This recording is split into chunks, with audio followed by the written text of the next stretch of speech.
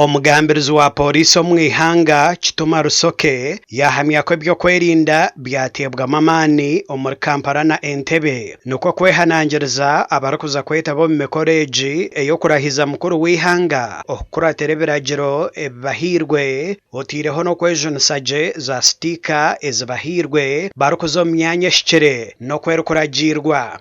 One, the traffic flow and the general security posture. Today, people should not get worried when they see a certain heightened level of security posture. It is all in good faith. It is intended to simply make sure that we keep the country calm and recall that we have a number of guests who have already started coming in. Mukuru w'ekitongore kya Uganda Media Center Kasuja yahamya ko emikoro egi neija kworekwa butunu ahari za TV zona omw'ihanga n'aha mikoro ya za internet otiireho na za radio. The real public holiday is tomorrow. If you dodged work today, togamba nti government yatugambye. The real public holiday is tomorrow.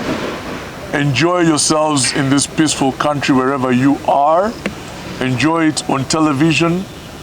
Enjoy it with your family. Enjoy it with your friends, so that we continue to celebrate another very important milestone in the democracy of this country. Abebembire okutebekanisa omukoro gw'okurahira kwa mukuru w'ihanga bataho buryo okw'abanyamakuru n'ebitongore byabo biratwazemu aha Kololo independent grounds. Shall be very strict on the issue of timings.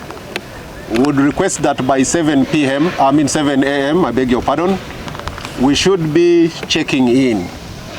We shall only check in up to around 8:30. Once we leave that point, all our concentration will be here. So it will not be proper for you to be calling members of the organizing committee that come and rescue me, I'm at the gate. Ebyo bikiri bityo chairman wa community y'abanyarwanda mu Uganda yaashaba abanyarwanda abarukutura mu Uganda okwijo mu bwingi aha mukoro ogwo kurahira okwa mukuru w'ihanga. Naffe nga bana Uganda abarara naffe community yaffe y'abanyarwanda banansangwa be Uganda, we are very much pleased and very happy and eager at the same time that we are going to be part and parcel of tomorrow's swearing-in ceremony of His Excellency the President of Uganda, General Yoweri Kaguta Museveni. Nti fena awamu tugenda kusitukiramu era tugenda okuba nti tuyoga naye olunaku olw'enkya nga 12. Abana bagira ngo bina amasiko ngwenchureji President Yoweri Museveni naija kongera kuhurikiriza enshonga zabo no kukora habizibo ebiro kubateganisa. Olumala okurahira bwati fenga community yafe y'abanyarwanda bintu bingi bye tumusooberamu ng'amawanga amalala, service delivery, corruption. Baba handling ebintu ebyo abantu ne bafuna services ne bafuna obwenkanya mu departments ezenjawulo kyetusinga okwagala era ly'eggwanga erikulakulana. Gasha kwa Damba Tadeo omuri Kampala.